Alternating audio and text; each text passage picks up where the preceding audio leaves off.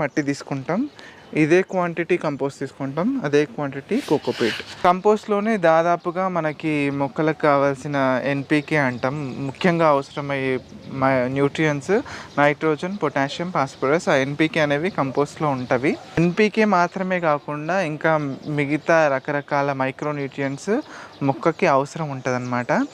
అవి మిగతా ఈ బయో ఫర్టిలైజర్స్ ఇవి వాడడం వల్ల, ఎప్సమ్ సాల్ట్ కానీ, బోన్ మీల్ కానీ, సీవీడ్ కానీ ఇవన్నీ వేయడం వల్ల అవి కొంతవరకు ఫుల్ఫిల్ చేయగలుగుతాం అన్నమాట. ఇది మొక్క ఎదగడానికి పనికొచ్చేవి, మట్టిలో మనం నింపాల్సినవి, పెట్టాల్సినవి అన్నమాట.